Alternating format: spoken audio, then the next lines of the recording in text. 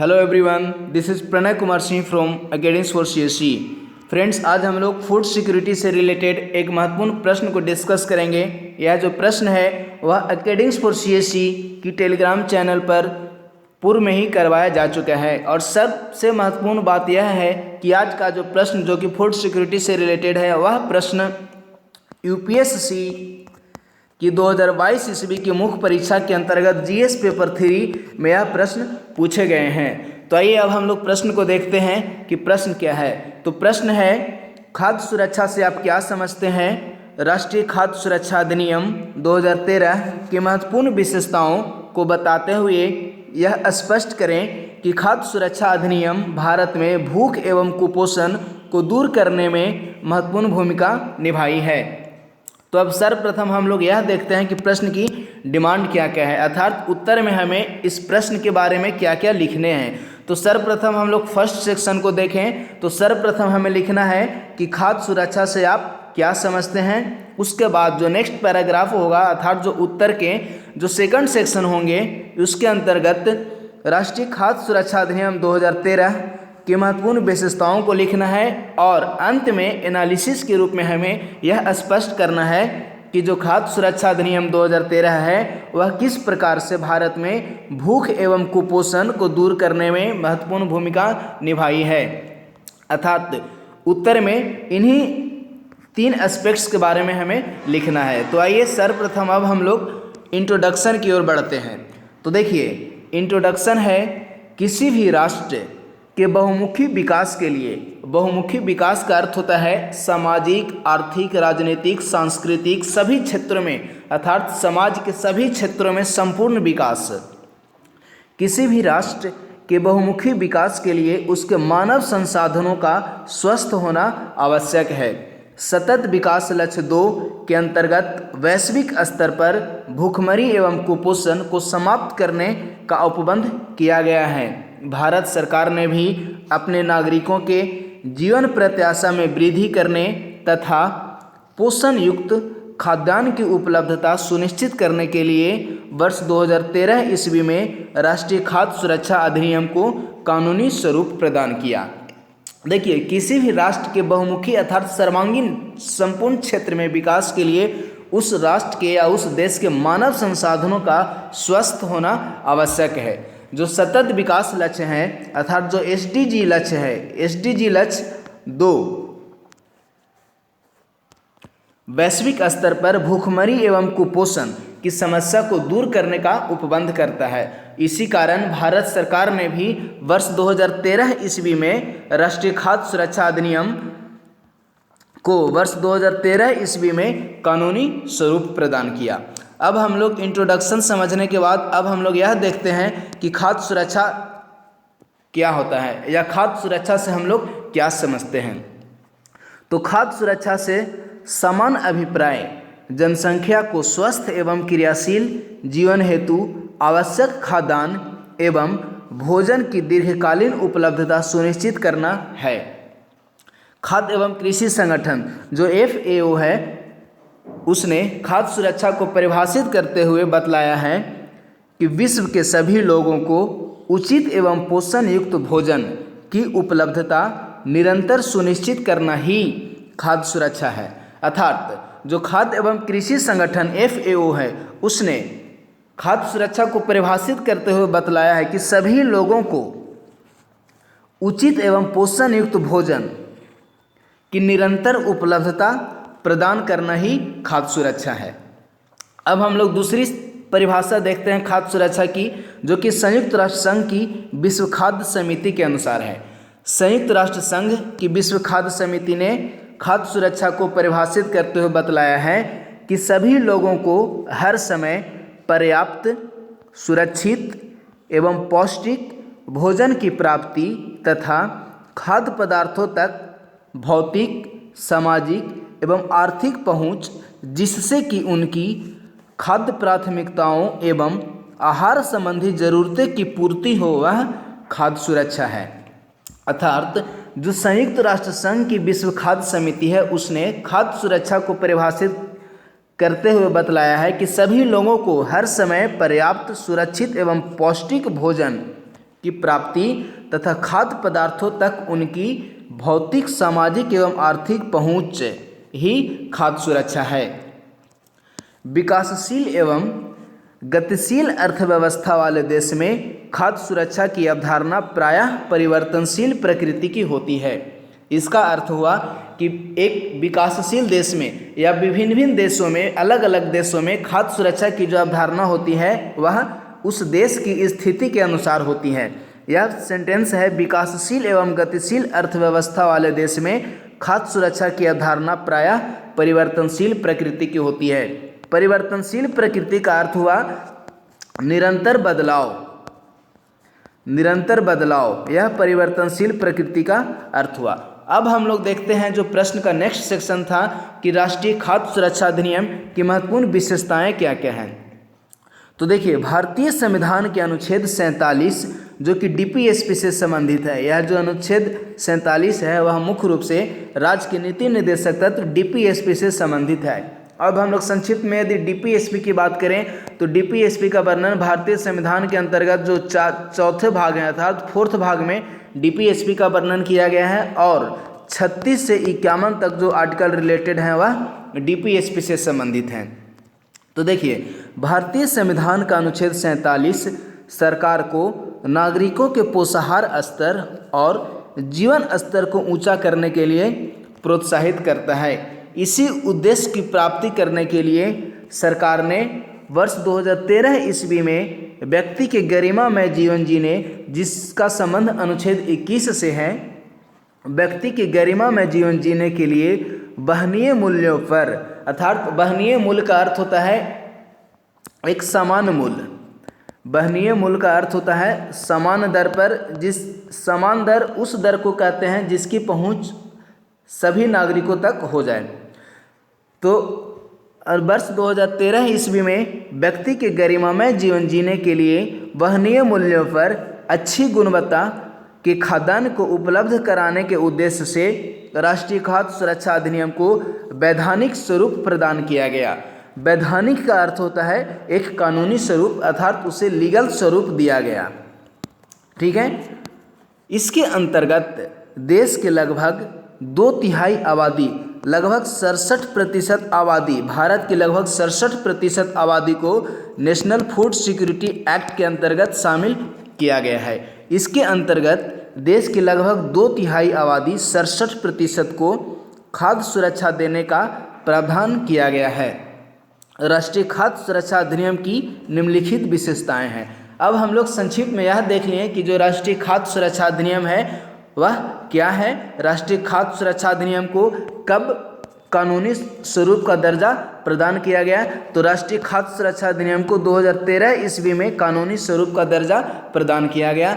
अब हम लोग राष्ट्रीय खाद्य सुरक्षा अधिनियम की महत्वपूर्ण विशेषताओं को देखते हैं। यह जो विशेषता है वह प्रश्न की सेकंड डिमांड है। ठीक है, प्रश्न की सेकंड डिमांड है राष्ट्रीय खाद्य सुरक्षा अधिनियम 2013 की महत्वपूर्ण विशेषताएं क्या क्या हैं। तब हम लोग एक एक कर इसकी कुछ प्रमुख महत्वपूर्ण विशेषताओं को देखते हैं। तो देखिए, जो पहली विशेषता है वह है पीडीएस अर्थात पब्लिक डिस्ट्रीब्यूशन सिस्टम, लोक वितरण प्रणाली के माध्यम से राज्य सहायता प्राप्त खाद्यान्न प्राप्त करने हेतु 75% ग्रामीण आबादी तथा 50% शहरी आबादी को शामिल किया गया है। अर्थात NFSA जो नेशनल फूड सिक्योरिटी एक्ट है, इसके अंतर्गत 75% ग्रामीण आबादी तथा 50% शहरी आबादी को इसके अंतर्गत शामिल किया गया है। अब दूसरी विशेषता है कि प्रत्येक लाभार्थी कहने का अर्थ यह नहीं हुआ कि भारत के सभी नागरिकों को, नहीं, प्रत्येक लाभार्थी अर्थात जो NFSA कानून के अंतर्गत जो लाभार्थी हैं, अर्थात NFSA कानून के अंतर्गत जिनको शामिल किया गया है उनको चावल, गेहूं व मोटे अनाज क्रमशः 3 रुपये की दर, अर्थात जो चावल होगा वह 3 रुपये प्रति केजी तथा गेहूं 2 रुपये प्रति केजी एवं मोटे अनाज जिसमें दलहन वगैरह मुख्य रूप से शामिल होते हैं वह 1 रुपये की दर पर प्रदान किया जाएगा।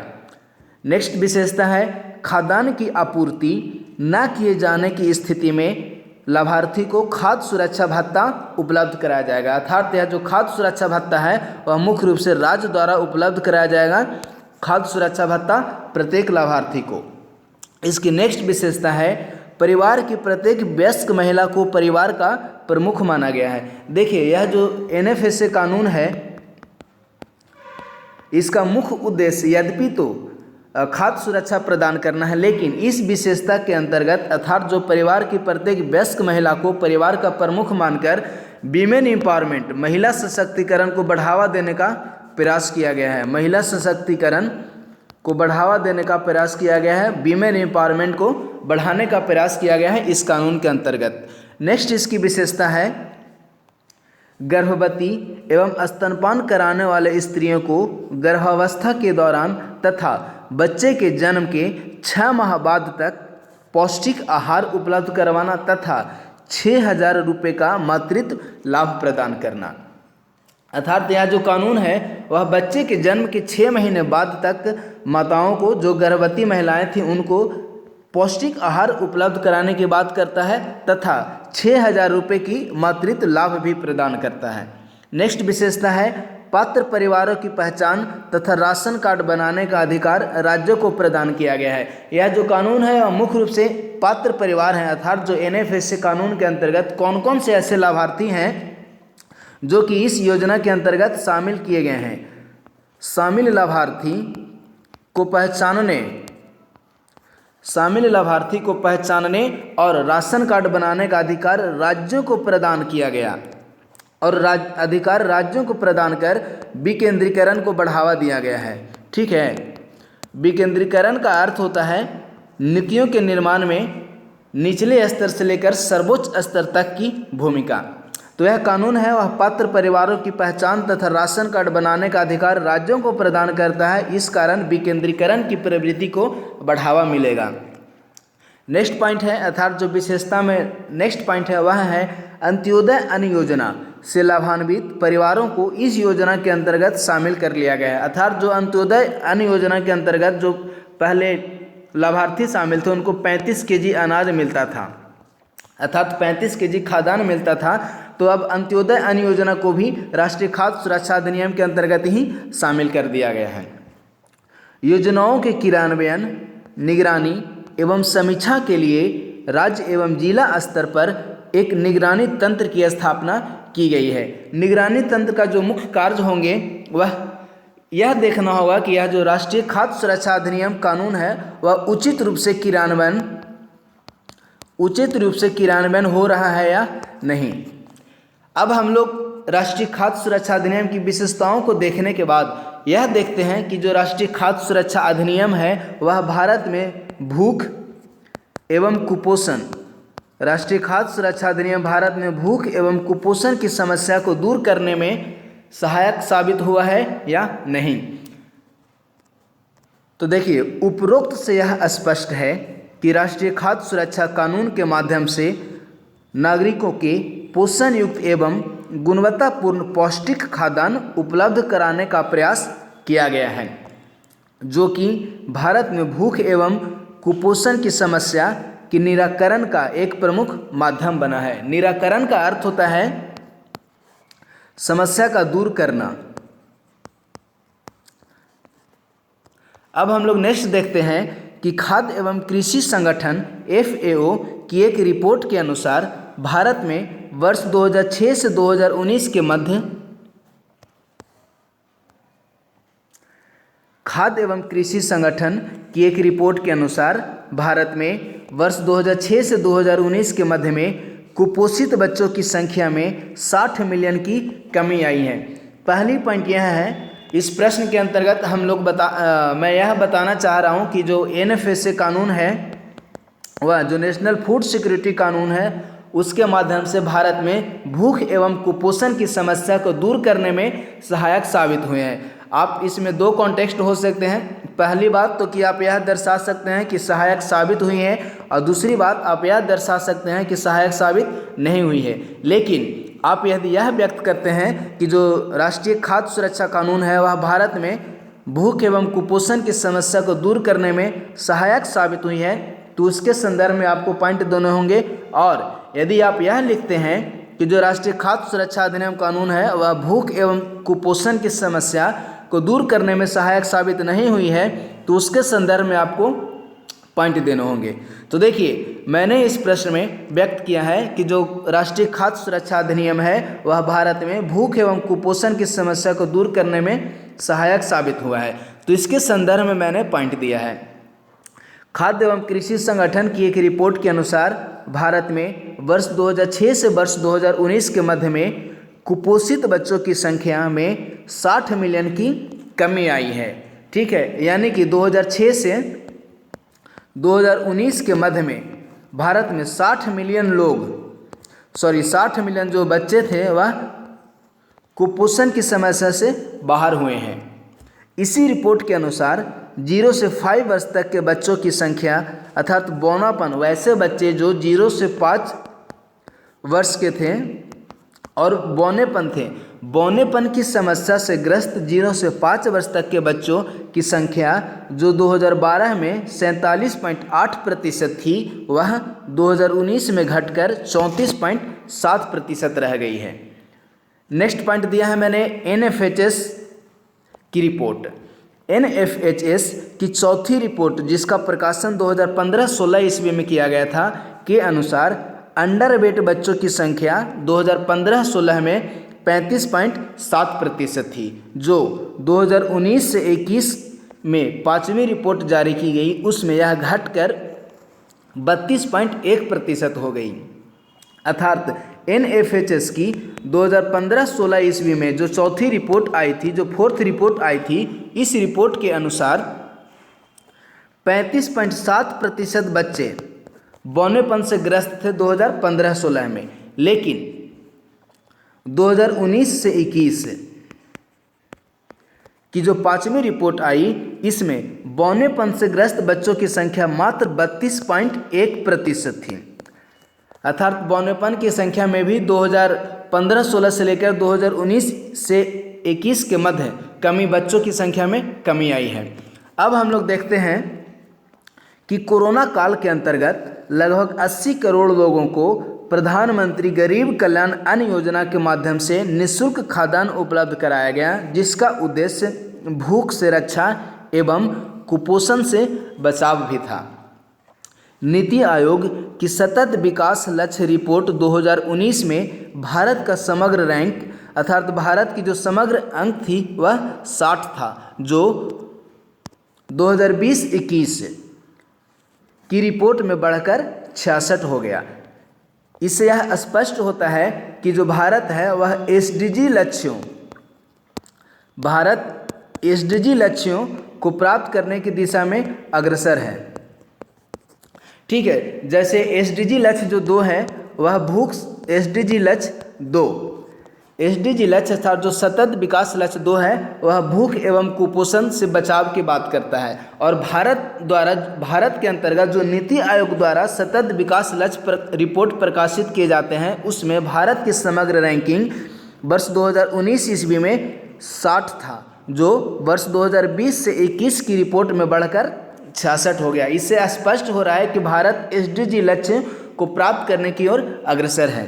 इससे स्पष्ट है कि भारत क्रमशः अर्थात धीरे धीरे ही सही सतत विकास लक्ष्यों को पाने की ओर अग्रसर है। अब हम लोग प्रश्न की तीनों डिमांड, पहली जो डिमांड थी कि खाद्य सुरक्षा क्या है, दूसरी डिमांड इसकी विशेषता, खाद्य सुरक्षा अधिनियम की महत्वपूर्ण विशेषताएं क्या क्या थी, और जो तीसरी डिमांड थी कि जो खाद्य सुरक्षा अधिनियम है वह भूख प्लस कुपोषण या भूख एवं कुपोषण की समस्या को दूर करने में सहायक साबित हुई है। इन तीनों तथ्यों को शामिल करने के बाद अब हम लोग इसके निष्कर्ष की तरफ बढ़ते हैं। तो निष्कर्ष है, उपरोक्ततः यह स्पष्ट है कि राष्ट्रीय खाद्य सुरक्षा अधिनियम भारत में भूख एवं कुपोषण की समस्या को दूर करने की ओर अग्रसर है, तथापि इसमें आशातीत सफलता प्राप्त नहीं हुई है। अर्थात आशातीत सफलता कहने का अर्थ हुआ कि जो राष्ट्रीय खाद्य सुरक्षा अधिनियम है वह अपने उद्देश्यों को अब तक अर्थात वर्तमान समय तक वर्ष 2013 ईस्वी से लेकर वर्ष 2021 ईस्वी तक अभी तक राष्ट्रीय खाद्य सुरक्षा अधिनियम के उद्देश्यों को पूर्ण रूपेण प्राप्त नहीं किया जा सका है। यही है कि तथापि इसमें आशातीत सफलता प्राप्त नहीं हुई है। वैश्विक भूखमरी सूचकांक 2021 में भारत को भूख के मामले में 101वां स्थान प्राप्त हुआ है। खाद्य सुरक्षा कानून के अंतर्गत क्रियान्वयन समस्याओं का निराकरण कर तथा लोगों को ग्रामीण स्तर पर मांग आधारित अर्थात मांग के अनुसार रोजगार प्रदान कर इस कानून के लक्ष्यों को प्राप्त किया जा सकता है। अब हम लोग निष्कर्ष में यह दे दिए कि जो राष्ट्रीय खाद्य सुरक्षा अधिनियम है वह यद्यपि पूर्ण रूपेण आशातीत सफलताओं को प्राप्त नहीं कर पाया है। इसके संदर्भ में हम लोग जो अपने पॉइंट लिखा है उसको और वेटेज प्रदान करने के लिए वैश्विक भूखमरी सूचकांक 2021 को भी शामिल कर दिया। जब आप अपने तथ्यों को स्पष्ट करने के लिए आप किसी रिपोर्ट को शामिल करते हैं तो आपके जो शब्द होते हैं या वाक्य होते हैं उसकी वेटेज बढ़ जाती है। तो वैश्विक भूखमरी सूचकांक 2021 में भारत को 101वां स्थान प्राप्त हुआ। इससे स्पष्ट है कि भारत में भूख की स्थिति अभी भी अत्यंत गंभीर श्रेणी में शामिल है। भारत भूख के मामले में जो वैश्विक रिपोर्ट आई है वैश्विक भूखमरी सूचकांक, इसके अंतर्गत भारत भूख के मामले में अत्यंत गंभीर देशों में भारत को शामिल किया गया है। ठीक है, तो निष्कर्ष लिख दिया मैंने। अब निष्कर्ष देने के बाद इस प्रश्न को समाप्त करते हैं, लेकिन संक्षिप्त में हम लोग एक बार फिर से इस प्रश्न को देख लेते हैं कि प्रश्न की जो उत्तर हमने लिखा है उसमें इस प्रश्न के सभी महत्वपूर्ण पहलुओं को शामिल किया गया है या नहीं। तो जो पहले इसकी डिमांड थी खाद्य सुरक्षा से आप क्या समझते हैं, इसे भी मैंने शामिल कर लिया। और नेक्स्ट डिमांड है राष्ट्रीय खाद्य सुरक्षा अधिनियम 2013 की महत्वपूर्ण विशेषताओं को बताएं, यानी कि जो दूसरी डिमांड थी कि खाद्य सुरक्षा अधिनियम की महत्वपूर्ण विशेषताएं, इसे भी शामिल कर दिया गया। और तीसरी डिमांड कि यह भूख एवं कुपोषण को दूर करने में महत्वपूर्ण भूमिका निभाई है या नहीं, तो इसे भी मैंने शामिल कर दिया। इस प्रकार से आज के उत्तर में हमने इस प्रश्न के सभी पहलुओं को शामिल कर दिया गया है। मैं आशा करता हूं कि आज का जो यह सेशन रहा, आज के प्रश्न रहे, वह आप लोगों को पसंद आए होंगे। धन्यवाद।